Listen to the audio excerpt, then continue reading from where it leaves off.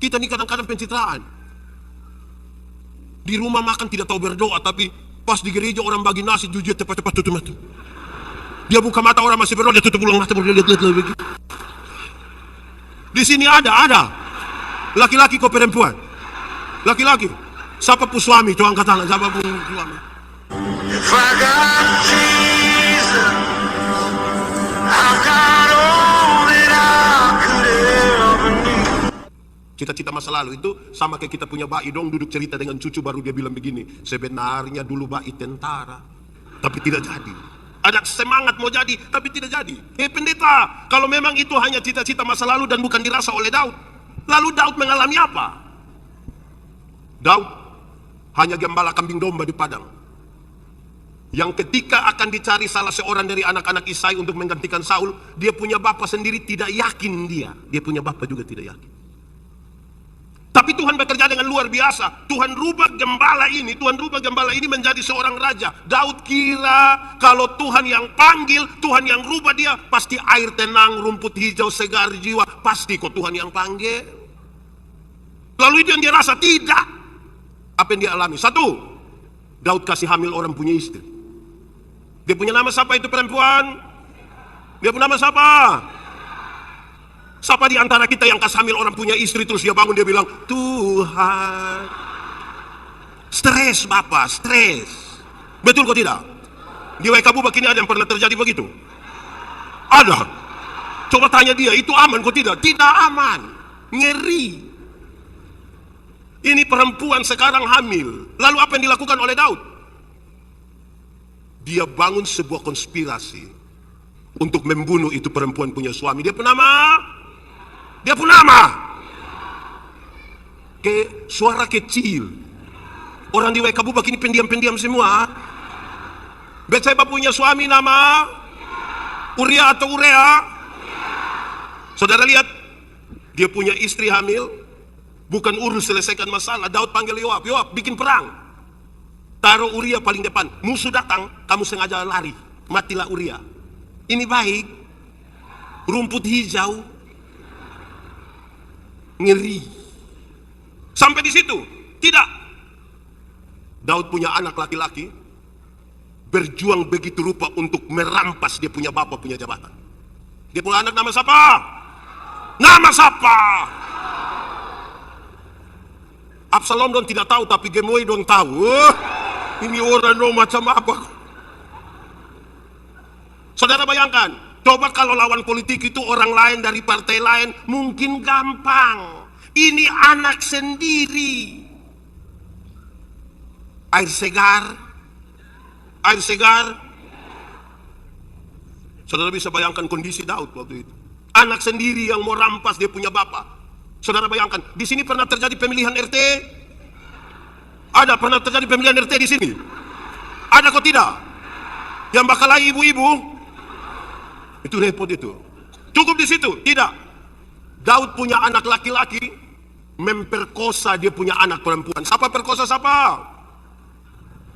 Bisu sudah, bisu.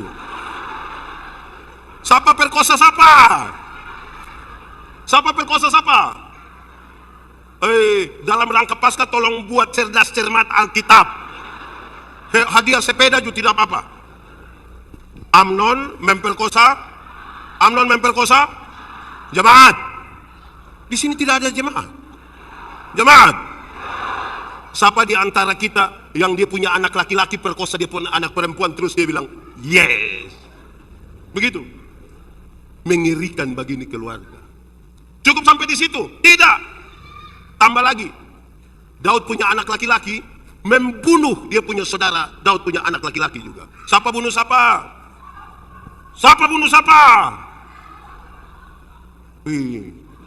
Ternyata dong simpan seperti Maria, semua hanya simpan di hati.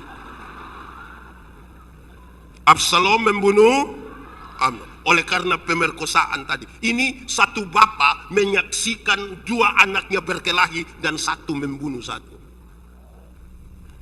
Rumput hijau, menurut saudara itu rumput hijau? Itu rumput kering. Cukup sampai di situ? Tidak, tambah lagi. Daud punya anak, ambil Daud punya istri, gundik-gundik, taruh di atas suatu rumah dan bersetubuh dengan mereka, disaksikan oleh segenap umat Israel. Air segar, itu air mendidih. Bayangkan sebuah keadaan yang sangat bermasalah. Menurut saudara, dalam masalah yang kurang lebih 5 ini, Daud aman-aman saudara? Daud beres? Dia senyum-senyum? Daud coba menggambarkan keadaan yang luar biasa ini dalam satu kalimat yang dikenang sepanjang masa ketika Daud bilang, seperti di lembah kekelaman. Sama-sama 1, 2, 3, seperti di lembah kekelaman. Mau mati rasanya. Daud menggantikan Saul. Harapannya adalah harus lebih baik atau lebih tidak baik. Tapi ternyata Daud lebih rusak. Daud telah gagal bagi keluarganya. Daud telah gagal bagi bangsanya. Rumah tangga hancur, bangsa juga hancur. Seperti di lembah kekelaman. Dalam kondisi yang rusak parah inilah Daud melarikan diri dari Tuhan. Dalam pelariannya itulah dia mendengar ada tongkat yang mengikutinya. Dan dia sadar, ini bunyi tongkat Tuhan. Ada gada yang mengikutinya dan dia tahu ini gada Tuhan. Kalau kita dramatisir sedikit, Daud balik, Tuhan kenapa ikut-ikut saya? Saya sudah tidak mampu, saya sudah gagal bagi rumah tangga, saya sudah gagal bagi bangsa. Saya tidak bisa, mau mati rasanya keadaan ini. Desa-desa di pedalaman Afrika, saya belum pernah di sana. Kok saya tidak pernah di sana, saudara, kesenang. Desa-desa di pedalaman Afrika punya satu kebiasaan yang menarik. Kalau satu orang mau disebut pemuda, orang kampung biasa bawa ini anak yang mau disebut pemuda, bawa ke dalam hutan, ikat dia punya mata, malam-malam begini bawa dia ke dalam hutan. Kasih tinggal dia di hutan. Satu malam, kalau besok pagi ini anak bisa keluar dengan selamat, baru boleh disebut pemuda. Kasih tinggal di hutan satu malam, bisa keluar besok, baru dia bisa disebut. Saya bayangkan kalau itu terjadi di NTT, di Sumba, saya yakin kita tidak jadi pemuda. Itu kita sampai remaja kita sudah, kita mati sudah. Adalah satu anak, sudah harus disebut pemuda. Orang kampung ikat dia punya mata, bawa masuk di dalam hutan Afrika. Kasih duduk dia di satu pohon besar, di bawah pohon besar itu, hari kira-kira jam 7 malam begini, dong kasih tinggal dia di situ. Lalu orang kampung keluar, kasih tinggal dia sendiri di hutan itu. Setelah orang-orang kampung sudah keluar semua, dia coba buka dia punya kain yang ikat dia punya mata, dia buka, dia lihat, oh gelap.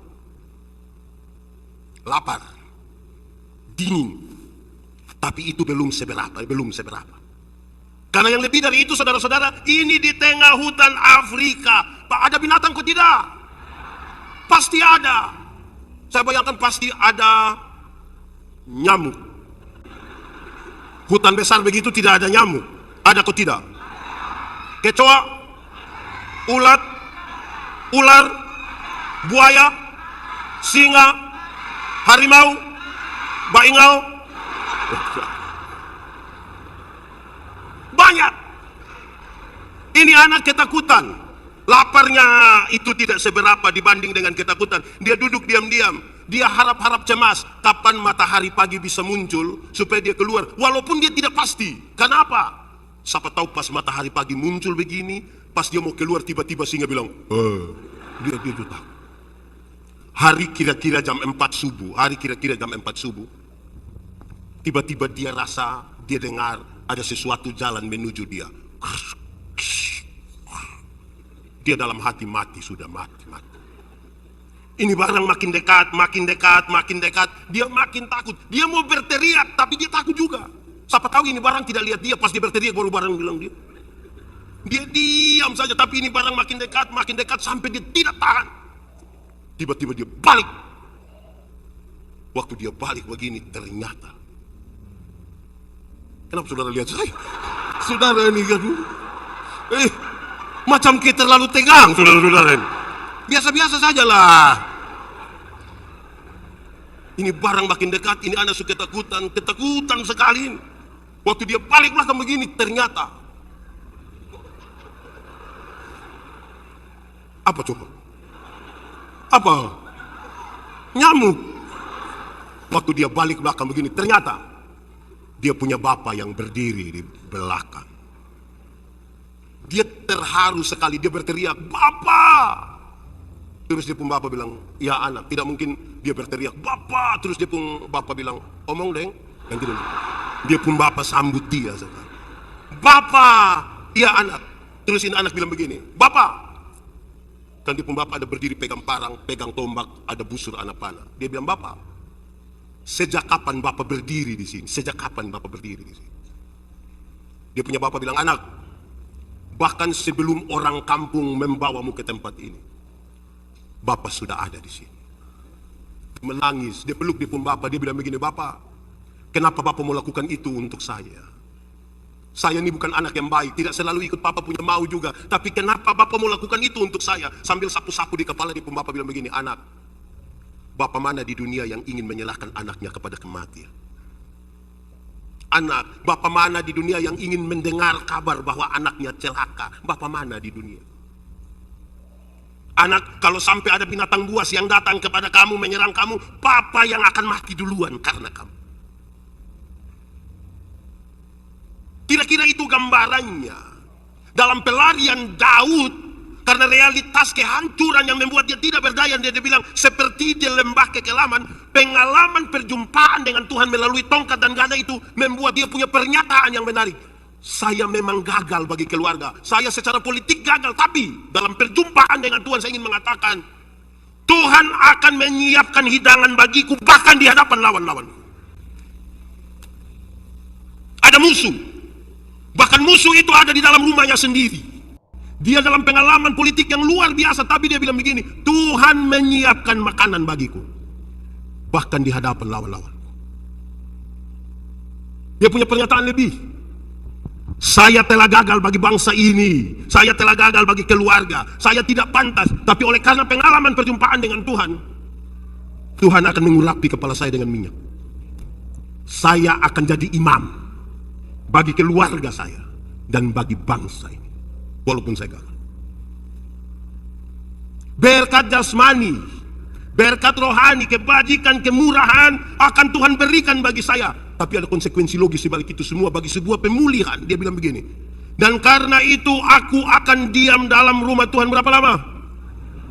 Berapa lama? Kira-kira begitu. Itu kronologinya. Jemaat, tinggal 10. Jemaat, ada satu keluarga kecil di Amerika. Saya juga belum pernah bisa. Mereka punya anak laki-laki umur 6 tahun. Pas itu anak umur 6 tahun dia punya mama hamil lagi. Doran dapat tambah satu anak, berarti anaknya ada berapa sekarang? Tapi sayang, anak yang kedua ini cacat. Entah virus apa yang kena di ini anak. Ini anak keriput dari ujung kaki sampai ujung kepala. Ini anak kelihatan seperti bayi-bayi tua yang sudah mau mati karena kulitnya berkeriput semua. Dokter panggil dia punya bapak mama. Dokter bilang begini, "Pak, ibu, ini pak dengan ibu punya anak, tapi saya mau kasih tahu, ini anak cacat. Kami menduga ini anak hanya akan hidup paling lama 4 tahun. Paling lama berapa?" Setelah kasih tahu begitu, orang dua suami istri bicara, "Ma, ini anak cacat, tapi ini kita punya anak. Walaupun dia hanya akan hidup 4 tahun, mari kita lakukan yang terbaik bagi ini anak. Papa lakukan dia punya, mama lakukan dia punya." 1 tahun, 2 tahun, dia punya mama beli satu kereta dorong kecil untuk dia punya anak laki-laki yang besar. Dia bilang kepada dia punya anak, "Kak, pagi-pagi kakak muat kakak punya adik di atas kereta dorong, bawa dia keliling ini perumahan biar dia dapat udara baru, biar dia dapat sinar matahari pagi, mungkin akan buat dia sedikit lebih enak." Senang sekali dia punya kakak ini. Ambil kereta dorong dia punya adik keluar keliling-keliling kompleks, dia punya kakak punya teman-teman, dia bilang, "Woi, kau dorong siapa itu?" "Saya punya adik." "Boleh kami lihat?" "Boleh." Larilah dia punya teman-teman, pas mereka mau lihat mereka kaget, "Aku, ini yang kau punya adik?" "Iya." "Benar yang kau punya adik?" "Iya." "Kenapa dia jelek begini? Kenapa dia keriput seperti orang tua? Kenapa? Rupa-rupanya pernyataan dari dia punya teman melukai dia punya kakak. Lalu ketika dia punya kakak terluka, apa yang dia buat? Dia bawa ini anak ke pinggir kali kering, sungai kering. Di Amerika itu juga ada sungai kering. Dia buang ini anak di situ. Bukan saja buang, dia marah-marah. Gara-gara engkau, saya pun teman omong-omong. Gara-gara engkau, lebih baik engkau mati lebih cepat daripada hidup. Jangan tunggu 4 tahun, mau mati sekarang. Setiap kali dia buang dia punya adik itu, dia punya adik mau coba berusaha bangun, dia tendang dia punya adik, kasih jatuh.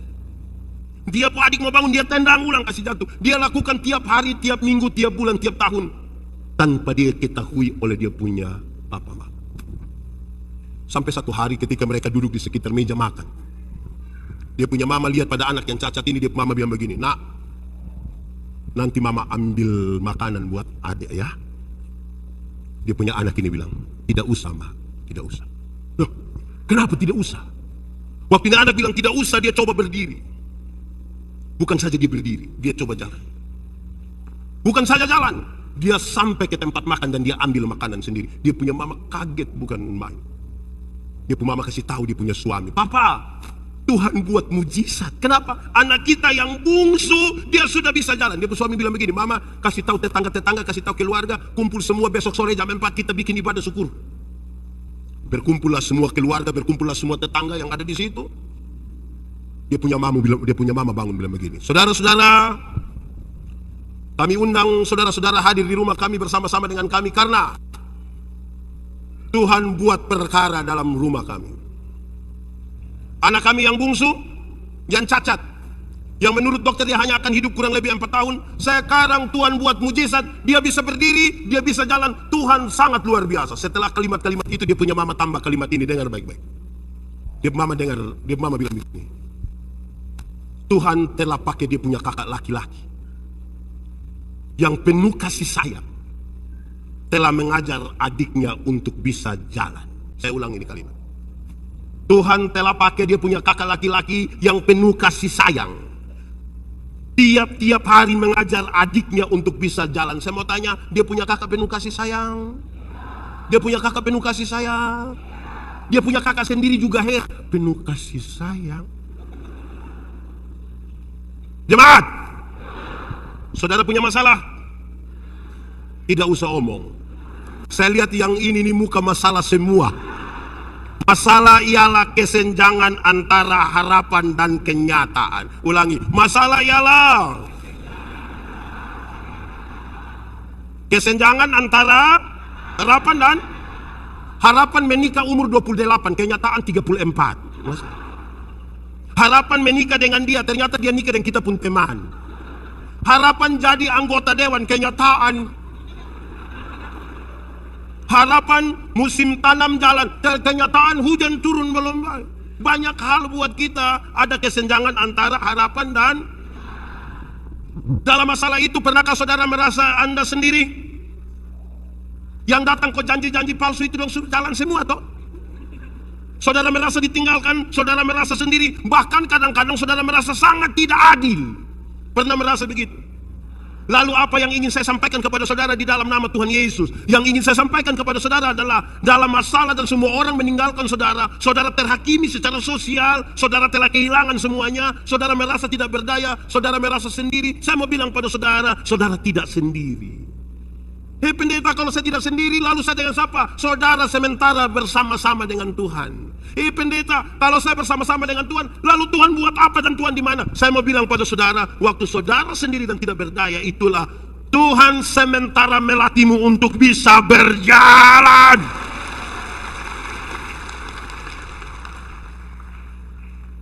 Saya kira lagu ini serius. Seperti burung nasar. Saudara tidak tahu? Tahu kok tidak? Nah kenapa suruh saya solo? Seperti burung nasar, apa? Melatih anaknya untuk bisa apa? Terbang tinggi. Sesekali dia lepaskan, tapi takkan pernah dibiarkan. Apa? Tahu ini lagu? Kalau tahu pulang baru menyanyi. Ini ada khotbah. Tunggu dulu. Jemaat, hafal ini kalimat. Soal bukan soal. Cara menangani soal yang biasanya jadi soal. Sama-sama 1, 2, 3. Soal bukan soal. Cara menangani soal yang biasanya jadi.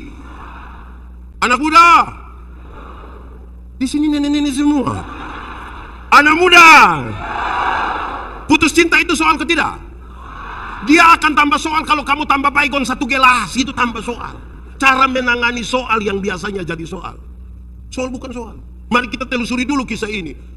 Kenapa Daud jatuh? Kenapa dia kemudian lemah? 1, Daud menjadi jatuh oleh karena ring 1, oleh karena orang-orang yang ada di sekitarnya, oleh karena keluarganya sendiri. Jatuh. Terlalu percaya orang yang di sekitar. Saudara pernah kecewa? Hafal baik-baik, ikut yang saya bilang. Kecewa ialah karena terlalu berharap kepada manusia. Ulang, kecewa ialah karena terlalu berharap kepada manusia.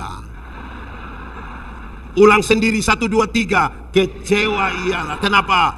Karena terlalu berharap. Kasih tahu kawan di sebelah, 1, 2, 3. Kecewa ialah karena terlalu. Jemaat, kalau saudara terlalu berharap pada manusia, saudara akan berjumpa dengan satu kata yang dia pun nama, kece. Kalau kece saja tidak apa-apa, tapi kalau tambah wah itu yang apa-apa. Banyak orang akan lari meninggalkan kita. Yang datang kok kasih tahu kita bilang, Bapak tenang, tenang. Di kampung 100% akan lari, akan lari. Kece. Mereka akan lari. Dia jatuh karena orang-orang terdekat. Saudara tahu, banyak pejabat jatuh bukan karena siapa-siapa, orang dekat. Yang RT dia punya suami tapi suruh panggil dia Mama RT. Nah itu yang bikin jatuh. Itu yang bikin jatuh. Ini Ibu RT, aduh, nanti bikin jatuh.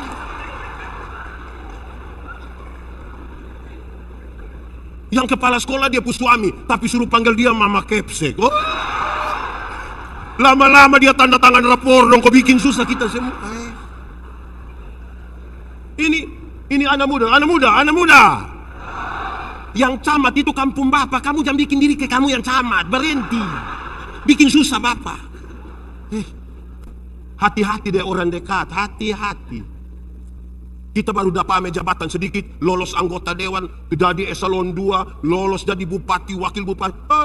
Kita aman-aman. Keluarga di kampung yang bilang, tenang, tenang. Aman, tenang. Jemaat, Tuhan menolong kita di pertama-pertama atau terakhir-terakhir? Tuhan biasa tolong kita di pertama atau terakhir? Pertama atau terakhir? Pertama atau terakhir? Saya mau bilang pada saudara, Tuhan rindu menolong saudara di bagian pertama, tapi saudara biasa menempatkan Tuhan di bagian terakhir. Kok bisa begitu pendeta? Bisa. Waktu kita ada masalah, orang tidak serta-merta berharap pada Tuhan, tidak. Waktu ada masalah dia bilang tenang, tenang. Kok ini, mai tua pun kakak, pun adik kandung, pun saudara perempuan, pun ipar, pun ini, pun itu.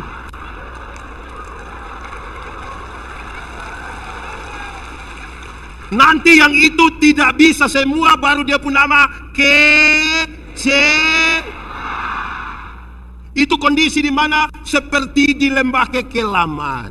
Itu kondisi orang Kupang bilang seperti di buku bambu. Setelah dia kena buku bambu baru dia bilang, Tuhan tolong. Pas Tuhan datang tolong, dia marah Tuhan lagi. Kenapa datang terlambat Tuhan? Padahal Tuhan mau tolong dia di bagian, tapi dia taruh Tuhan di bagian. Tuhan datang tolong, dia masih marah Tuhan lagi, bilang kenapa datang? Jemaat, air minum itu penting kok tidak? Tapi kalau kasih di anak yang tidak haus air, dia akan pegang itu air dan dia pakai main-main.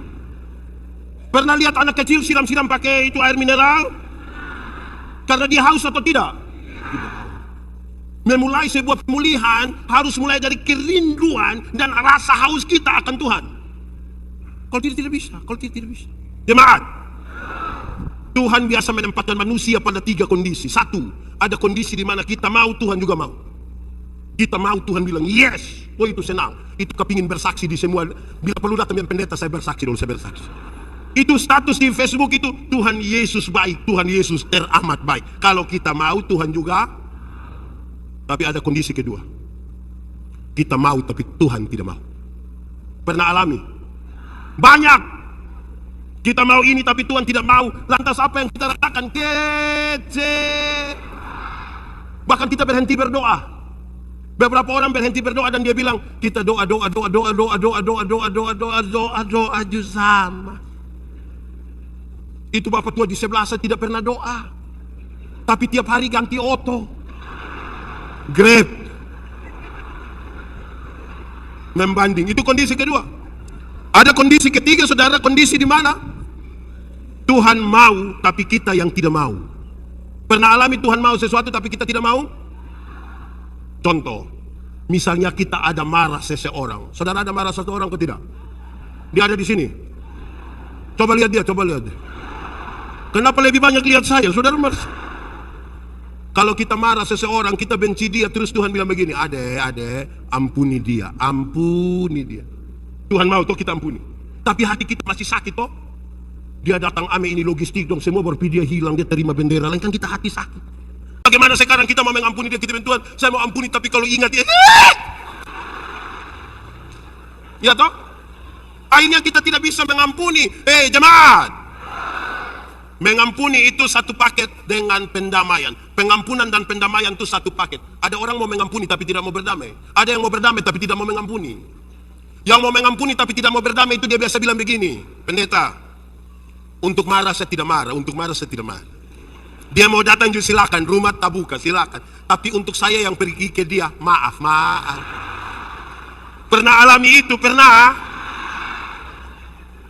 Itu mau mengampuni tapi tidak mau Ada yang kedua terbalik dari itu, mau berdamai tapi tidak mau mengampuni. Yang mau berdamai tapi tidak mau mengampuni itu kan biasa anak kecil dong. Anak kecil ini main kelereng dong, bertengkar, berkelahi, dia punya bapak datang, dam. Ayo damai. Nah kita kalau berdamai ini kan biasa jabat tangan toh. Cium, ini yang kau saudara. Besok-besok yang kau susah bukan kelereng yang bantu, saudara yang bantu, ayo cium. Itu dia punya cara cium itu. Kelihatan berdamai tapi hati tidak mengampuni. Jadi kita udah dulu pertama. Yang buat kita jengkel, yang buat kita lemah, yang buat kita jatuh paling banyak orang yang ada di sekitar kita. Istri. Wih, ini istri semangat. Kata-kata yang kuat dan membangkitkan itu mesti datang dari istri. Amin. Ada satu keluarga dorang datang di saya, pendeta, kami mau cerai. Saya bilang kenapa? Hidup sudah tidak cocok, tidak bisa. Cerai. Tiap hari kita baku pukul bapak. Begitu. Bapak mau kita baku bunuh? Jangan juga. Oke, saya tanya dulu. Kamu sudah nikah berapa lama? 10 tahun bapak. Bagus. Anak berapa? 4. Tiap hari kamu bakal lagi? Iya bapak. Saya bilang, saya heran dengan kamu dua. Saya heran kamu dua ini. Heran apa bapak? Yang kamu bakal lagi tiap hari saya anak 4. Yang kamu bakal lagi tiap hari saya anak 4. Apalagi kalau kamu dua sayang. Itu satu TPS kamu punya anak semua. Jadi jangan kata-kata kita hanya melihat dari yang buruk.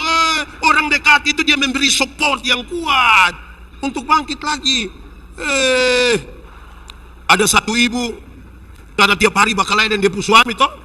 Terus dia bilang begini, kira-kira bisa dapat ramuan di mana kok perbaiki hubungan suami istri ini Terus dia bilang, dekat hutan itu ada satu guru bijaksana, lebih baik mama pergi sana, nanti dia ada kasih tahu. Waktu sampai dia bilang, Bapak guru, ada ramuan kok tidak? Ramuan untuk apa ibu? Kami punya rumah tangga yang tiap hari bertengkar, tiap hari berkelahi, mau mati kita. Tapi untuk kepentingan rumah tangga, saya mau supaya perbaiki. Oke, baik. Mama, bisa tapi dia pembahan ini agak susah. Kecuali kalau mama jamin mama bisa dapat. Oh apa? Ini ramuan terdiri dari 3 helai kumis harimau. Mama bisa dapat? Dia bilang, Bapak guru, untuk keluarga punya baik, saya siap. Dia pi hutan bawa daging. Harimau lari datang, dia bangun lari, dia keseng. Tiap hari makin dekat, tiap hari makin dekat, tiap hari makin dekat. Sampai satu waktu, harimau datang ambil daging di dia punya tangan. Dan sambil sapu-sapu di kepala dia bilang, harimau, permisi kok saya cabut ame kumis 3. Terus harimau bilang, cepat. Cepat. Dia cabut ame kumis 3, dia lari menuju Bapak Guru. Dia bilang, Bapak Guru, saya sudah dapat kumis harimau 3. Ah, betul. Iya, itu betul kumis harimau. Betul. Coba ibu cerita. Dia cerita bagaimana susahnya dia dapat kumis harimau. Setelah dia sudah cerita habis, Bapak Guru bilang, coba kasih. Bapak Guru terima ame ini kumis harimau. Bapak Guru kucak-kucak begini, buang di dalam api. Dia marah sekali. Bapak Guru kenapa buat begitu? Saya susah payah cari ini, kok Bapak gampang saja bakar. Ini guru bijaksana bilang, ibu, saya terlalu heran dengan ibu. Harimau yang begitu jahat saja ibu bisa pelan-pelan angkat ambil dia punya kumis 3. Sementara untuk mau cari tahu suami pun baik, ibu datang tanya di saya. Lebih baik ibu kawin dengan harimau. Yang paling tahu kekuatan dari orang-orang itu, ini ibu-ibu dong, ini ibu-ibu dong ini. Tuhan pakai ibu-ibu dong ini untuk bikin suami yang lemah tuh kuat. Jadi orang-orang paling dekat itu bisa menentukan ini jatuh atau bangun. Amin kok. Kedua, kenapa Daud jatuh? Daud jatuh hanya karena mengisi waktu luang yang rumit. Daud itu waktu masih jadi gembala kambing domba di padang, tiap hari dia jarang tidur, harus perhatikan ini kambing domba dari serangan, ini barang-barang dong, binatang-binatang, berjaga-jaga.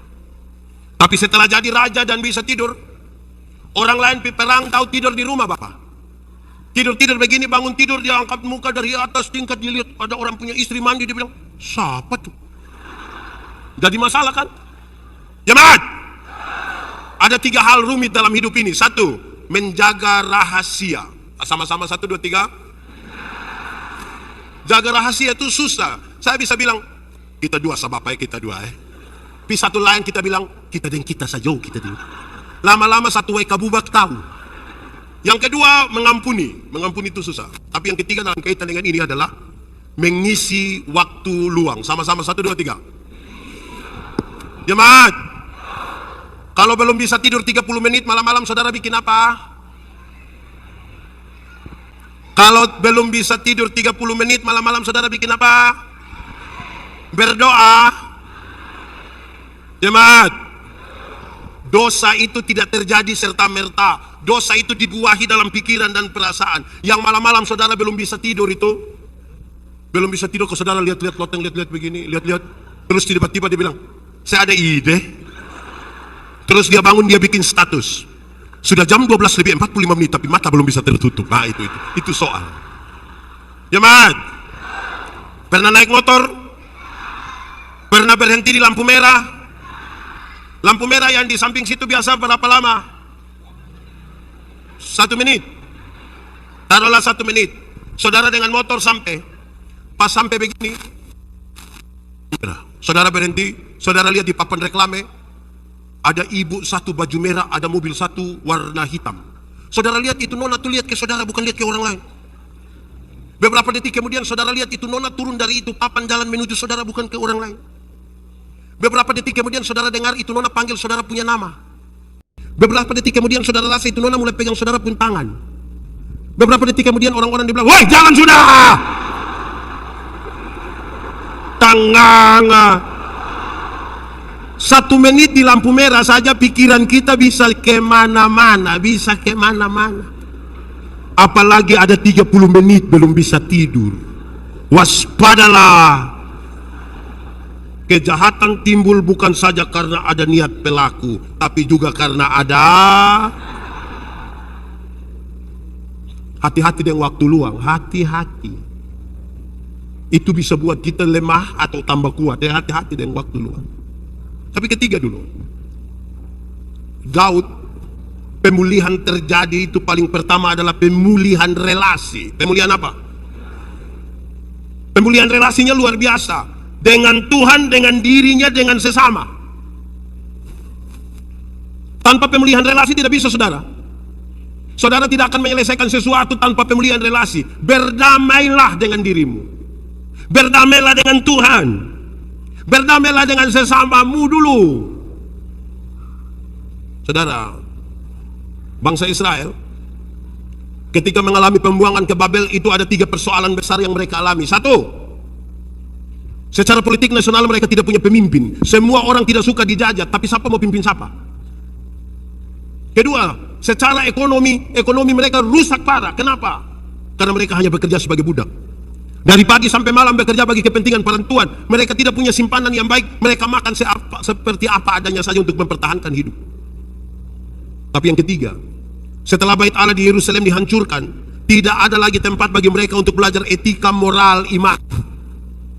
Setelah 70 tahun di Yerusalem, dengarlah seruan para nabi, pulanglah ke Yerusalem, tapi sampai di sana jangan pilih duluan pemimpin, jangan urus duluan ekonomi, bangun duluan bait Allah, tempat di mana engkau belajar etika, moral, dan iman. Sebab apa? Kalau engkau jadi pemimpin tapi tidak punya etika, moral, dan iman, menghancurkan bangsamu. Engkau kaya raya tapi kalau tidak punya etika, moral, dan iman, menghancurkan keluargamu. Bangun duluan benteng yang kuat di sini, dimulai dari pemulihan relasi. Jemaat, saya akan mendampingi banyak caleg, banyak kandidat kepala daerah, banyak orang. Kadang-kadang kita bukan membangun sebuah spiritualitas, tapi kita membangun pencitraan. Kita bisa tulis melayani lebih sungguh. Ayat Alkitab semua kita tulis baik-baik di situ. Tapi memang itu yang kita lakukan belum tentu. Nanti saudara, kita tidak aman dalam kita hidup kalau tidak mulai dari pemulihan di dulu. Anggaplah pemulihan relasi itu begini. Kalau orang mau memulihkan relasi dengan sesama, dia harus tahu, sadar diri duluan bahwa di dia ada andil, di dia ada masalah. Contoh, Pendeta Yandi dan Pendeta Theo, kami dua bertengkar, berkelahi. Terus kami dua ketemu di jalan. Waktu kami dua ketemu di jalan, terus saya dalam hati, kok dia siapa? Terus Pendeta Theo juga, kok lu siapa? Saudara, kami dua bisa berdamai, kok tidak? Tapi kalau waktu kami dua ketemu di jalan, saya bilang begini, kira-kira saya salah apa Pendeta Theo tidak bicara dengan saya? Terus Pendeta Theo bilang, kira-kira saya salah apa Pendeta Yandi tidak bicara dengan saya? Kira-kira kami dua bisa berdamai, kok tidak? Dimulai dari kita merasa diri salah. Biasanya yang bikin kita tidak pernah damai-damai itu karena semua orang rasa diri benar. Di WK Bubak ada, di GKS WK Bubak ada, dia majelis atau jemaat, majelis. Mulai dari rasa diri kita salah. Biasanya kita mulai dengan orang lain yang salah. Nah itu yang repot itu. Itu yang repot. Itu ketiga, pemulihan. Keempat, saya bilang pada saudara, aku akan tinggal dalam rumah Tuhan. Ini konsekuensi. 1, 2, 3. Aku akan tinggal dalam rumah Tuhan. Tinggal dalam rumah Tuhan itu tidak sama dengan pergi gereja terus. Aktif di semua kegiatan pelayanan, dari Senin sampai Minggu aktif terus. Tinggal dalam rumah Tuhan bukan begitu. Tinggal dalam rumah Tuhan itu berarti tunduk kepada apa yang menjadi perintah Tuhan. Banyak orang punya aktivitas rohani tapi tidak tinggal dan tunduk pada perintah Tuhan. Contoh, kalau saudara biasa makan di rumah jam 6:30, di Saipul Rumah makan 7:30. Kira-kira kalau saudara pergi ke Saipul Rumah, saya ikut saudara 6:30 atau saudara ikut saya 7:30? Saya ikut saudara yang 7:30 atau ikut yang 7:30? Banyak orang datang ke rumah Tuhan tapi dengan aturan dia punya 6:30. Tinggal dalam rumah Tuhan itu ikut dia pun mau. Dia bilang apa itu yang kita ikut? Aku mau berdiam dalam rumah Tuhan, tunduk kepada perintahnya. Jadi tidak sekedar masuk. Banyak yang masuk tapi belum tentu tunduk. Tapi saya mau kasih tahu lebih dari itu. Supaya jangan ada bilang, Pak Pendeta kalau begitu tidak masuk, tidak apa-apa. Harus masuk. Jemaat, kenapa KPI ini malam saya lihat ibu-ibu, mama-mama lebih banyak dari bapak-bapak? Ini mama janda semua? Atau tidak? Bapak. Ini bapak dong, ini juga terlalu. Ini bapak dong, ini juga kadang-kadang.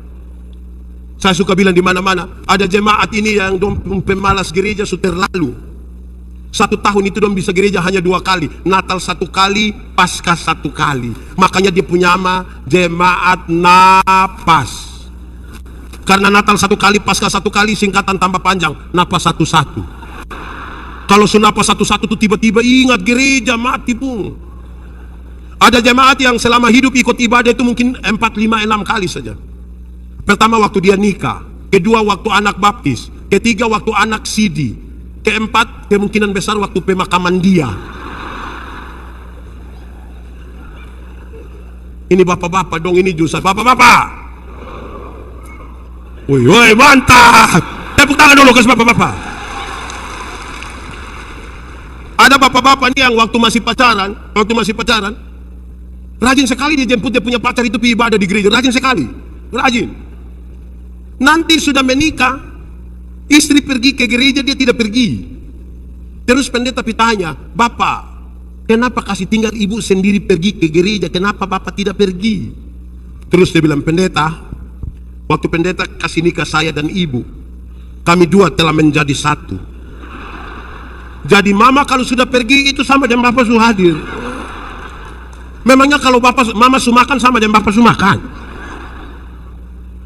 Ini ibu-ibu juga satu, ini ibu-ibu dong juga satu. Ibu-ibu, ini ibu-ibu dong, ini style cantik-cantik datang gereja jalan sendiri. Terus pendeta bilang, "Ibu, suami?" Terus dia bilang, "Tahu sendiri." Tahu sendiri. Sudah tahu suami begini, kenapa kawin dengan dia? Aneh-aneh saja. Hei, anak muda, nona muda, kamu jangan terlalu yakin dan terlalu percaya kamu punya les yang ini. Jangan terlalu percaya, jangan terlalu dia punya les. Jangan. Besok bukan satu les, semua kosong ini semua kosong. Jangan yakin. Nona, kamu sudah ada pacar kok belum? Belum. Saya kasihan dengan kamu. Nona, ajak kamu punyong itu ikut ibadah. Ajak kamu punyong ikut ibadah. Ibadah pemuda. Kasih tahu dia, "Nyong, kakak, ummu, ibadah." Kalau dia tidak mau, ibadah. Kalau dia tidak mau kasih tahu, nanti kalau dia tidak mau kasih tahu dia, ada kue. Saya kasih tahu. Makin dekat seseorang laki-laki dengan Tuhan, makin dekat dengan orang yang dia kasihi. Bagaya. Makin dekat seorang suami dengan Tuhan, makin dekat dia dengan istrinya. Makin dekat seorang istri dengan Tuhan, makin dekat dia dengan suaminya. Makin dekat orang tua dengan Tuhan, makin dekat dia dengan anak-anaknya. Makin dekat anak-anak dengan Tuhan, makin dekat dia dengan orang tuanya. Jadi suruh pi ibadah.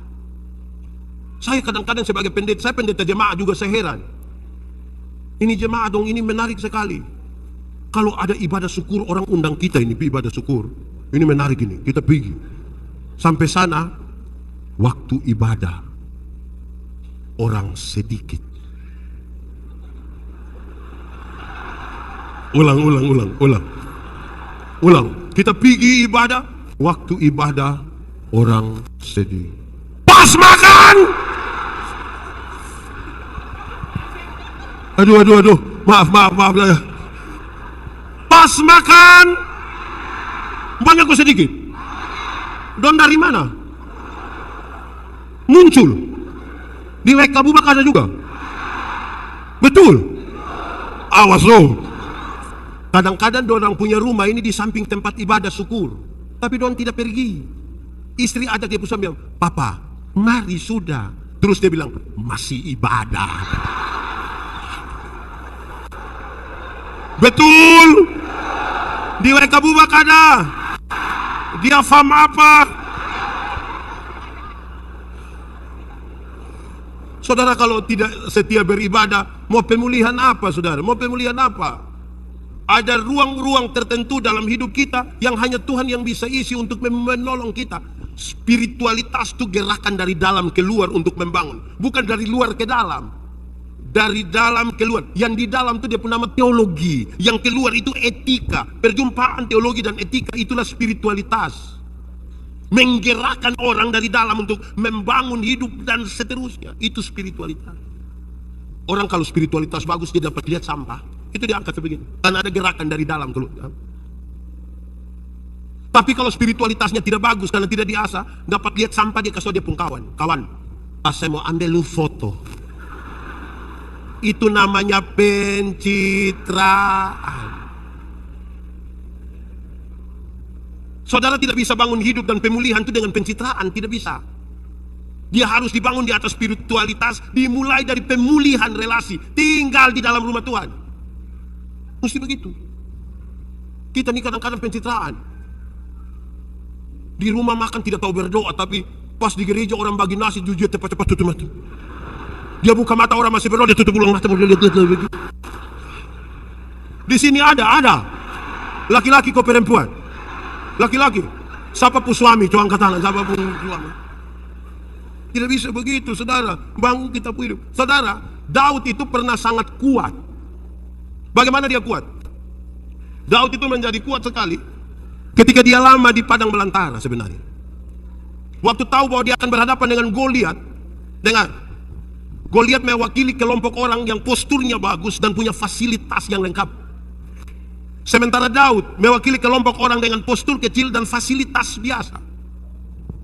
Kalau Daud tiap hari hanya duduk dan berpikir tentang kelebihan Goliat, itu belum perang dia suka kalah. Belum perang dia suka kalah. Tapi bagaimana dia membangun kekuatan? Dia berlatih.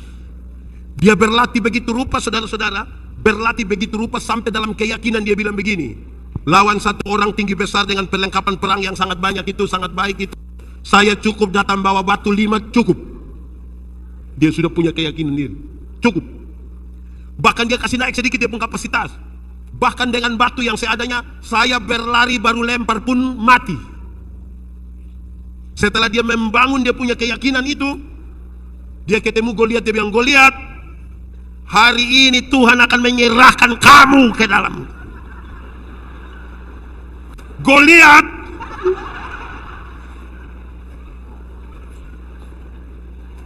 jadi dia bekerja. Tapi bekerja dia sudah pastikan dia punya kapasitas diri, baru dia dalam keyakinan iman dia bilang, hari ini Tuhan menyerahkan engkau kepada. Bagian dia kerjakan, bagian Tuhan dia persilakan. Jemaat, ora et labora artinya apa? Itu dia pun nilai hanya 75. Kalau olah et labora artinya berdoa dan bekerja 75. Yang 100, mau tahu yang 100? Yang 100 tuh ora et labora artinya berdoa dan bekerja keras. Jangan balik doanya yang keras-keras sampai kehabisan tenaga. Kerja, jemaat. Tuhan memberi makan kepada burung pipit, tapi tidak melemparkan gandum ke dalam sangkarnya. Itu burung mesti keluar dari sangkarnya dan mencari di ladang-ladang di mana-mana. Resiko dia kena. Di sini ada yang biasa fiti burung. Hai. Jemaat. Orang kalau dia hanya berdoa tanpa bekerja, dia hanya berharap pada mujizat. Mujizat itu ada, tapi saya tidak sarankan saudara berharap pada mujizat. Iblis bilang begini, Yesus, kalau engkau anak Allah, rubah batu ini jadi roti supaya engkau makan. Tuhan Yesus tidak rubah bukan karena dia tidak bisa. Dia bisa atau tidak? Tapi dia tidak rubah oleh karena 2 alasan. 1, dia tidak mau ikut perintah iblis. Tapi yang kedua, dia mau kasih tahu, masa mau bikin roti saja pakai mujizat? Kalau bikin roti pakai mujizat itu tiap hari di toko Borneo di Kupang itu mujizat terus. Mujizat roti kelapa, mujizat roti manis, roti. Hei jemaat, dulu ada satu binatang dia pun nama ayam. Oh, sekarang juga. Oh. Ayam dulu itu hanya dibedakan atas ayam jantan dan ayam. Tapi tiba-tiba muncul ayam potong. Akhirnya itu ayam yang hanya ayam berubah menjadi ayam kampung. Karena sudah ada ayam potong. Akhirnya buat manusia jadi bingung. Apakah ini ayam potong yang di kampung atau ayam kampung yang dipotong? Kita juga jadi. Tapi perbedaannya jelas. Ada yang pelihara ayam kampung, ada yang pelihara 2 ekor. Yang lebih dari 5 ada. Kasih 1 dulu. Ayam kampung kita pelihara setengah tahun, itu ayam masih kecil juga, tapi dia punya daging enak kok tidak? Kalau betina bertelur kok tidak? Dijual mahal kok tidak? Karena itu ayam mengerti proses. Beda dengan ayam potong toh. Ayam potong itu kita baru pelihara 1 bulan saja, mata sudah besar begini. Itu kalau lihat pakai kaca pembesar. Kalau lihat langsung juga dia punya mata. Tapi itu ayam mama dong pulang dari pasar ikat salah di motor, itu ayam pun kaki patah. Anak-anak dong gas motor di samping kandang, besok itu ayam mati. Kan ayam tidak mengerti proses. Untuk menata kehidupan kembali itu berproses. Sama-sama 1, 2, 3. Orang yang berproses dan menata hidup dia tahu kapan bekerja, kapan berhenti bekerja, kapan menikmati hasil pekerjaan, kapan bersama dengan keluarga, kapan mesti berdiam diri dan membiarkan Tuhan bekerja. Terkoneksi antara apa yang kita imani, apa yang kita pikirkan, apa yang kita ucapkan, apa yang kita lakukan. Jemaat, mati hidup Tuhan yang atur, amin. Nah, itu perkara iman. Yang iman dia kasih tahu di otak. Yo, lu tahu kok tidak? Tidak tahu. Kasih tahu dulu. Otak. Mati hidup Tuhan yang atur. Oh iya, jadi otak engkau tolong kasih tahu kaki supaya kalau ada trek lari kencang ikut muka, kaki jangan lompat ke tengah jalan. Jelas toh? Ada masa depan dalam tangan Tuhan, amin. Tuhan menyiapkan masa depan untuk kita pu anak dong, amin. Koma. Tapi yang antar ini anak dong pi sekolah ini bukan Tuhan yang antar. Siapa yang antar? Siapa yang antar? Atau siapa di WK Bubak ini karena dia terlalu sibuk, pagi-pagi dia berdoa, Tuhan saya sibuk jadi Tuhan tolong jemput anak. Tuhan yang jemput pulang kita menangis, ibu menangis. Jadi kerjakanlah bagian kita, kerjakanlah sama-sama 1, 2, 3, kerjakanlah. Saya dalam satu seminar saya bilang begini, jemaat, orang yang beriman pura-pura adalah orang yang tidak mengisi otaknya dengan ilmu, yang tidak bekerja dengan tangannya, talenta dan kesempatan yang Tuhan kasih, tetapi selalu berdoa minta diberkati. Itu iman pura-pura. Tidak isi otak dengan ilmu, tidak bekerja dengan karunia, talenta, kesempatan yang Tuhan kasih, tetapi selalu menyanyi, kiranya Engkau memberkati aku berlimpah. Kerja. Jemaat, kalau tangan kanan gatal artinya siapa yang ajar Susi? Kalau tangan kanan gatal artinya mau dapat uang. Hei, kalau tangan kanan gatal artinya dapat uang, berarti orang Koreng itu kaya raya. Kok itu bukan tangan kanan saya yang gatal, semua bagatal habis. Jemaat, Alkitab kasih tahu satu-satunya cara untuk dapat berkat ialah kerja. Apa? Kerja, bukan bagatal, kerja. Nah, bukan dulu kok garu-garu begini. Nah, kerja. Jemaat, pada akhirnya kalau kita memahami teks ini, pemulihan itu kemudian dia bukan kata-kata, dia sebuah tindakan. Saya melayani di Alor, di rumah pelayan, tempat ada pendeta itu, papa mama saksi saya waktu saya nikah. Ada burung beo. Ini burung beo ini terlalu jinak sampai tidak perlu disangkar, tidak perlu diikat, lagi lepas kita duduk-duduk dia jalan-jalan begini. Yang menarik itu adalah setiap hari Minggu. Kalau hari Minggu bunyi lonceng 3 untuk mulai ibadah, teng teng teng. Pendeta berani terlambat omong, itu burung yang langsung bilang, pertolongan kita ialah di dalam. Teng, pertolongan kita. Karena itu terjadi beberapa kali. Kemudian saya pikir begini, betul. Kalau hanya omong, burung beo juga bisa. Sama-sama 1, 2, 3. Kalau hanya omong, burung beo juga.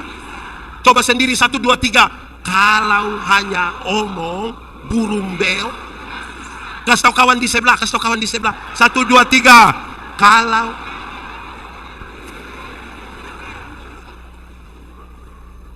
mantap toh? Kita kan lebih dari burung beo toh? Betul kok tidak? Nah hanya omong. Jemaat, orang tua di kampung kasih tahu kita bilang begini, coba-coba naik kelapa, kalau tidak bisa naik ulang.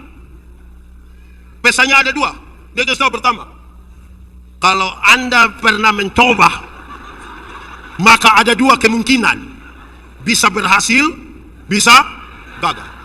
Tapi kalau Anda tidak pernah mencoba, hanya 1 kepastian, yaitu apa? Gagal. Coba. Itu pesan pertama. Pesan kedua saya pakai contoh. Ada satu politisi, dia 3 kali ikut ini mau apa lagi? Bukan caleg lagi, lain lagi. No, sedikit caleg. Dia ikut calon bupati 3 kali. 3 kali itu dia tidak jadi semua. Jadi saya bilang begini, Om, itu uang yang pakai untuk calon bupati itu 3 kali gagal. Kalau masih ada tidak usah ikut lagi. Buka kios supaya masuk 200, 300, 200 lebih. Dia jawab saya yang saya justru heran. Dia bilang, pendeta, saya mau kasih tahu, orang kalau tidak pernah pancing itu yang pikiran macam kayak Pak Pendeta. Kok kenapa? Pendeta, kita kalau suka pancing ikan, kita pergi ini hari, duduk dari sore sampai besok pagi, tidak dapat apa-apa, besok kita datang kembali.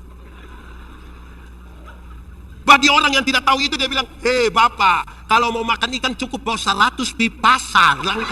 Ya itu karena orang tidak paham filosofi. Saya duduk pikir-pikir betul juga. Masuk itu harus dengan hati yang kuat. Kedua, dia bilang begini, pendeta suruh saya berhenti. Saya mau tanya pendeta, petani pernah gagal panen kok tidak? Petani pernah gagal tanam kok tidak? Dia bilang, coba pendeta cari itu petani, tanya dorang. Apakah ada petani yang bilang, pendeta, karena hari ini, tahun ini, kali ini saya gagal tanam, saya gagal panen, maka saya berhenti jadi petani, saya berhenti. Kalau semua petani berpikir begitu, pendeta juga ikut mati. Saya juga pikir betul, dia gagal tapi tidak lagi berkas berhenti, dia mau maju. Amin kok. Saya melayani di Sabu 5 tahun. Ketemu satu koster, dia pun nama Amaju.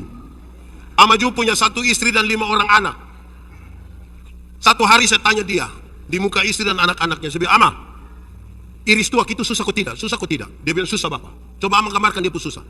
Dia bilang, Bapak, kita naik pohon tuak itu jam 2 pagi, turun jam 7 pagi. Karena pohon banyak, kita tidak bisa naik dari satu pohon turun kembali itu pohon, berpindah ke pohon sebelah. Buang waktu, buang tenaga. Jadi kita langsung sambung itu pohon punya daun, langkah ke sebelah, resiko jatuh. Pisaunya tajam sekali, kadang-kadang melukai kita punya tangan, kita punya jari. Belum lagi kalau ada tokek di atas. Terus saya bilang dia, Ama sudah tahu iris tuak susah begitu. Siapa suruh Ama mau iris tuak? Dia lihat kepada dia punya istri dan 5 orang anak, dia bilang begini. Dia hanya bilang, Terus dia sambung, nanti dorang makan apa? Berdasarkan itu pernyataan saya mengerti, kalau Amaju naik pohon tuak jam 2 pagi, turun jam 7 pagi, resiko jatuh atau terluka, dia melakukan itu bukan sekedar sebuah kewajiban, tapi apa? Tanggung jawab. Dia melakukan bukan apa? Tapi apa? Orang kalau menata hidup dibangun di atas pemulihan dan tanggung jawab. Orang yang hanya kewajiban, majelis yang hanya tahu kewajiban, dia bilang, kok yang penting pokoknya. Itu kewajiban. Tanggung jawab itu kelasnya di atas itu. Amin kok. Saudara, bekerja bergereja itu bukan selera. Contoh, saudara mungkin tidak suka pakai warna putih, tapi hari ini kan saudara panitia mesti pakai warna putih toh. Saudara bukan pakai baju putih karena selera, tapi kenapa? Tanggung jawab. Mungkin kan saudara tidak suka baju putih dan tidak bisa. Bergereja juga tanggung jawab bukan selera. Saudara datang di sini, menyanyi dari NKBP, KJ, apa lagi? Pokoknya yang itu. Itu bukan karena saudara punya selera, tapi kenapa? Banyak orang hari ini bikin gereja seperti rumah makan, pakai selera. Gereja bukan selera, tanggung jawab. Sama-sama 1, 2, 3. Tanggung jawab. Jangan bergaya. Kita nih kadang-kadang mau ikut selera sah. Jangan begitu, tanggung jawab. Orang yang bertanggung jawab itu kelasnya di atas ini apa? Kewajiban. Karena majelis separuh ini kan udah bilang, sedikit hari lagi sudah habis. Puji Tuhan. Yes. Baik habis majelis, mau kalau habis terus. Tuhan kasih kita kesempatan. Ini jemaat Don Jusat. Tadi kan bercerita di mobil, saya bilang ini jemaat Don Jusatku. Saya tidak tahu GKS metode mekanisme pemilihan majelis toh. Tapi di Gemiti beberapa gereja yang saya layani, aduh jemaat pun bicara pilih majelis, orang bilang begini, pilih dia karena dia yang ada oto. Supaya kalau pas ada acara kan tinggal pinjam dia foto. Bayangkan orang pemalas begitu, tanggal ada oto juga kita pilih dia. Akhirnya dengan bangga sekali dia bilang, sebenarnya saya tidak mau. Tapi habis semua saya bilang, di GKS juga begitu. Tidak weh terlalu mantap. Sedikitnya dunia kiamat di sini. Bagus itu. Jadi melayani dalam tanggung jawab, membangun sesuatu. Saudara, proses itu penting. Proses itu pemulihan, tanggung jawab. Yang ketiga, keputusan. 1, 2, 3. Kesedihan itu pilihan. Semua orang bisa sedih. Tapi memilih untuk tidak sedih lagi itu pilihan. Mau menangis terus atau move on sudah. Saya kasih contoh. Pernah putus cinta? Terus-terus? Jemaat. Orang kalau putus cinta dan dia tidak segera move on, dia bisa sakit hati dari tamat SMA sampai mati. Karena nanti itu nyongkas foto dan dia pun tanta kita yang tersinggung. Nanti kita capture itu foto, lingkar merah di itu tanta pun kepala, anak panah merah di dia punya mata. Kita messenger dia baru tanya, itu siapa itu? Harus ambil keputusan. Satu hari seorang manusia ambil keputusan antara 300 sampai 1500 kali keputusan. Berapa? 300 sampai. Itu semua punya konsekuensi ke masa depan. Contoh, bangun tidur, mau langsung turun dari tempat tidur atau mau tarik tambah selimut. Itu keputusan. Bangun tidur, mau berdoa dulu atau foto. Itu juga keputusan. Itu semua punya konsekuensi ke masa depan. Jemaat, kenapa pendeta Yandi berkhotbah hari ini di sini? Karena saya pernah ambil keputusan kira-kira 29 tahun lalu untuk sekolah teologi, makanya saya ada di sini. Kenapa saudara punya istri itu suami istri yang itu, suami yang itu, istri yang itu? Karena saudara pernah ambil keputusan toh? Tidak mungkin saudara bilang, pendeta, saya benar-benar tidak tahu. Saya tidur-tidur begini, bangun dia langsung di sebelah. Tidak begitu. Keputusan. Saudara kalau tidak ambil keputusan, jemaat, yang paling banyak kena tabrak di jalan raya itu bukan orang buta, tapi orang yang ragu-ragu ambil keputusan. Orang buta sekali dia pasang tongkat begini dia jalan, kita yang silih dia. Kita yang pura-pura buta itu yang begini mati. Keputusan. Kalau pemulihan habis itu harus keputusan. Jemaat, makan supermi gampang, masak supermi gampang kok susah? Gampang kok susah? Cepat atau lama? Teorinya cepat. Kalau tidak segera ambil keputusan dia jadi lama. Kalau saya bilang saya punya istri, mama, saya mau makan supermi. Terus ibu pi dapur 2-3 menit dia datang tanya, papa, mie goreng kok mie kuah? Terus saya bilang, mie kuah sayang, mie kuah. Ibu pi belakang 2-3 menit dia datang tanya, kuah banyak atau sedikit? Kuah banyak. Dia pi belakang 2-3 menit dia datang tanya lagi, pakai sayur atau tidak? Mama taruh sayur saja, taruh. Dia pi belakang 2-3 menit dia datang tanya lagi, pakai telur atau tidak? Taruh saja sayang. Dia pi belakang 2-3 menit dia datang tanya, pakai lombok atau tidak? Lama-lama kita tidak makan. Kita hanya bertanya, sahabat tanya.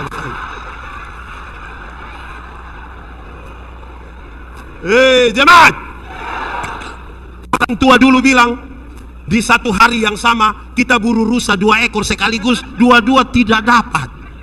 Mesti buru. Alkitab bilang, orang yang mendua hati tidak akan pernah tenang dalam hidupnya. Bagi seorang perempuan, ada 2 laki-laki suka dan dia, yang harus dia lakukan adalah ambil keputusan. Bukan tiap malam hanya bilang ini. Lama-lama tidak keputusan. Sama-sama 1, 2, 3. Orang yang tidak ambil keputusan itu tiap hari dia hidup hanya membanding-bandingkan dengan orang lain. Tidak mensyukuri apa yang ada padanya, tapi mencemaskan orang lain pun barang. Lama-lama orang lain yang beli kulkas, dia yang tidak tidur di rumah. Dia yang kedinginan. Lama-lama dia beku. Orang lain yang beli motor, dia yang tidak tidur, dia suruh dia pisah. Mama pitanya dulu, kenapa? Dong kredit kok cash kok. Hidup yang begitu, keputusan. Sama-sama 1, 2, 3. Ibu-ibu, kalau suami banding ibu-ibu dan ibu-ibu lain mau?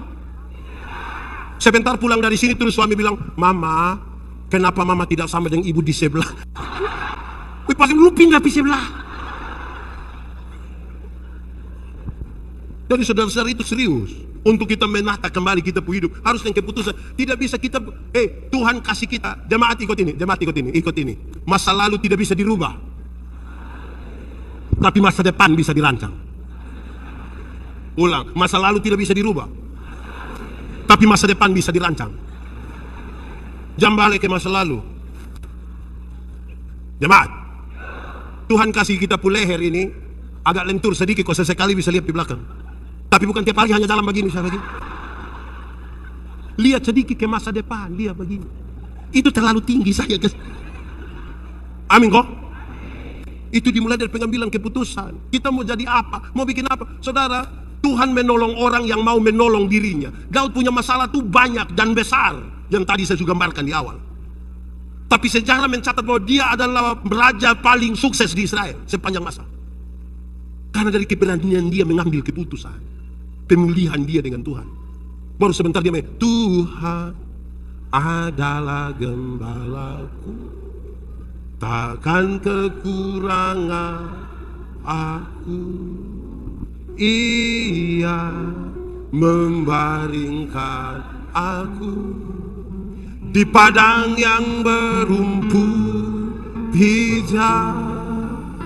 Ia membimbing ke air yang tenang. Ia menyembah jiwaku. Ia menuntun ke jalan yang benar. Oleh karena apa? Namanya. Sekalipun aku berjalan dalam lembah kegelapan. Yang paling terakhir, untuk menata kembali kehidupan, setelah kita ambil keputusan, harus juga kita bangun dengan sama-sama bersyukur. 1, 2, 3. Lebih kuat, 1, 2, 3. Bersyukur itu cara terbaik menikmati hidup. Orang yang tidak tahu bersyukur itu dia punya hidup hanya mengeluh saja. Tiap hari ketemu pendeta dia hanya patah leher berlebihan. Bapak, hidup ini terlalu berat, lu mati sudah. Hidup itu bersyukur sedikit. Amin kok? Hafal, bersyukur ialah waktu di mana seluruh pikiran, perasaan, kehidupan hanya tertuju pada Tuhan. Ulang, bersyukur ialah waktu di mana seluruh pikiran, perasaan, kehidupan hanya tertuju kepada Tuhan. Jemaat, hati manusia lebih besar dari isi dunia. Artinya, biar isi dunia semua isi dalam hati manusia, tetap masih kurang juga. Itu hanya bisa ditutupi, karena manusia tidak puas kan? Hanya bisa ditutupi dengan bersyukur. Dulu kalau kita baru pertama kali beli HP, kita bilang, yang penting HP. Mau murah kok apa, yang penting kok di sini halo, di sana juga halo.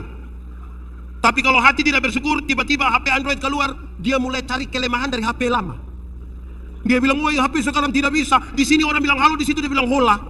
Jemaat, contoh, kita jalan kaki, kita berdoa, Tuhan kasih saya sepeda 1. Tuhan kasih sepeda 1, dia naik 2-3 bulan, dia berdoa, Tuhan naik sepeda memang enak, tapi tanjakan yang di sana itu betis dan paha.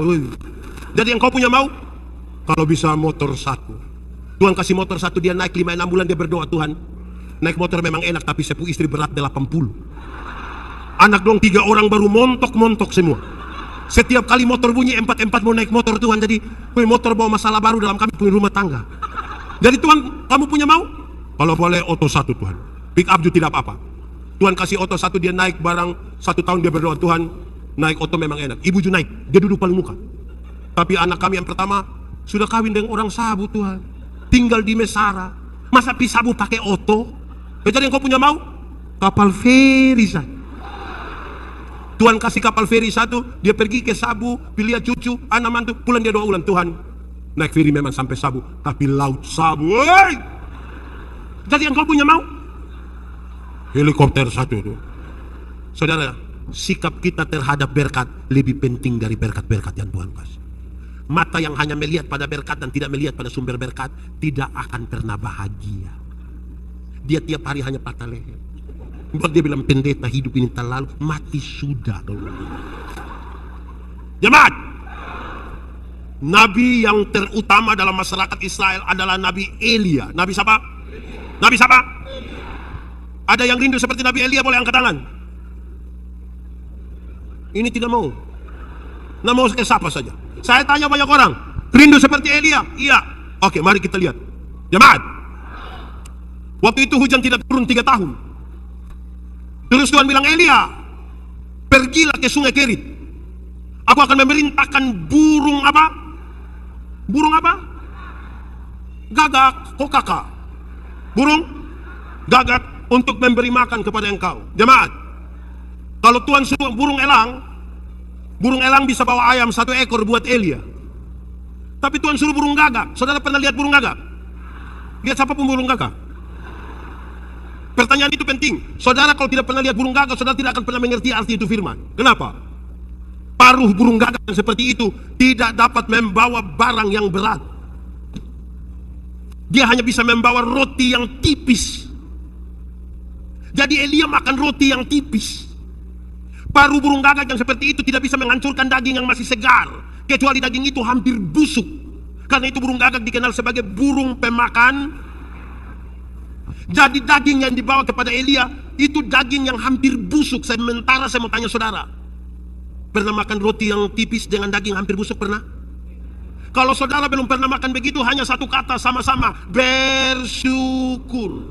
Karena Nabi yang luar biasa itu masih makan daging yang hampir busuk dan roti yang tipis. Masih pernah makan begitu? Saudara masih makan daging yang mantap-mantap bagus toh? Habis makan daging itu, Tuhan bilang, Elia, pergilah ke Sarfat. Jarak dari Kerit ke Sarfat itu kira-kira 100 mil. 100 mil berarti kurang lebih 160 km. 160 km dari Waikabubak itu kemana kalau ke arah timur? Kemana? Dari sini ke Wengapu, jalan kaki. Sekarang saya mau tanya, pernah jalan kaki 160 km dari sini ke Wengapu? Saudara kan naik motor, naik oto toh? Hanya satu kata sama-sama, bersyukur. Jalan kaki 160 km sejauh itu, dicari siapa? Cari siapa? Janda miskin atau kaya? Miskin atau kaya? Coba kalau janda muda baru kaya, jangankan Elia, saya juga mau. Ini janda miskin baru tua. Tapi dia pergi. Iya toh? Ketemu janda miskin itu, dia bilang begini, Ibu punya minyak, ibu punya tepung, berikanlah kepada saya. Ini ibu bilang, Tuhan, kalau saya berikan ini tepung dan minyak, habis saya berikan pada Tuhan, saya mati. Elia bilang, ibu kasih dulu.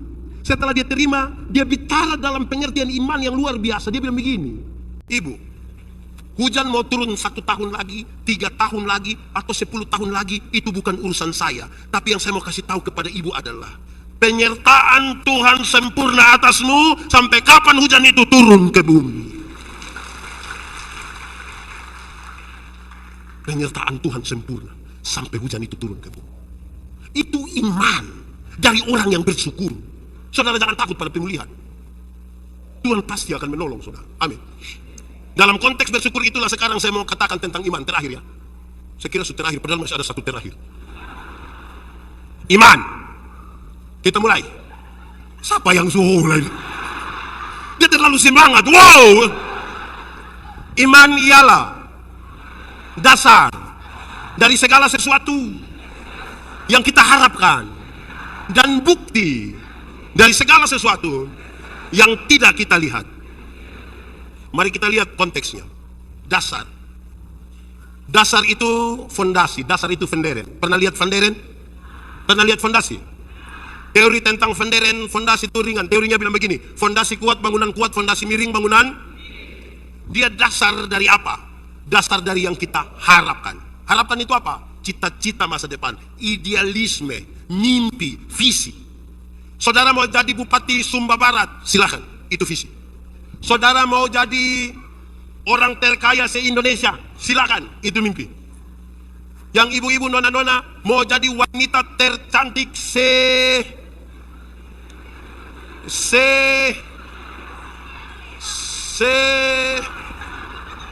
kampung sawah, silakan.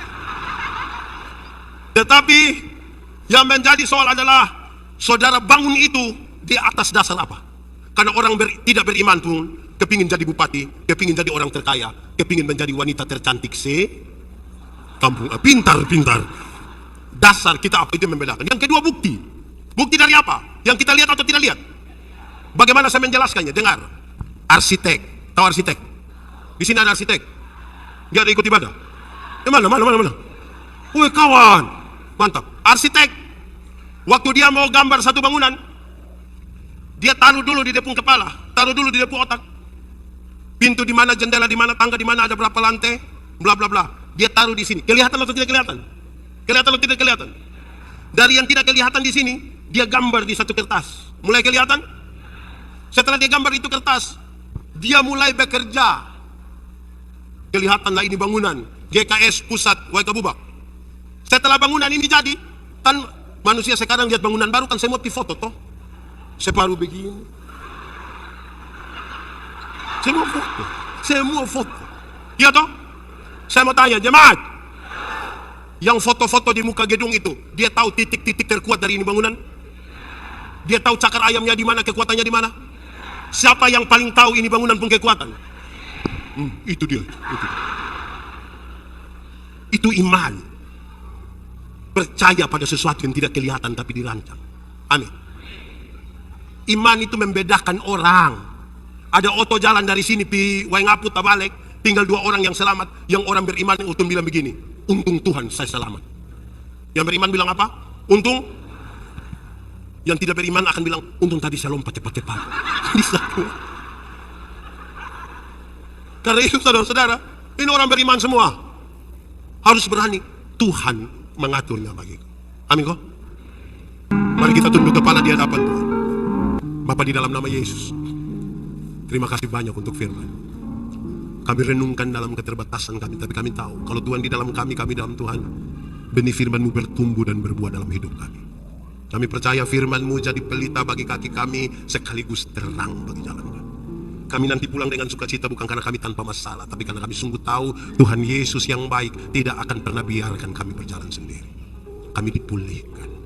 Kami percaya hari ini, yang lemah Tuhan berikan kekuatan, yang putus asa Tuhan berikan harapan, yang ragu-ragu Tuhan berikan iman bagimu, yang berbeban berat Tuhan berikan kelegaan atasmu, yang sakit Tuhan sembuhkan, yang berduka cita Tuhan Yesus memberi penghiburan bagimu.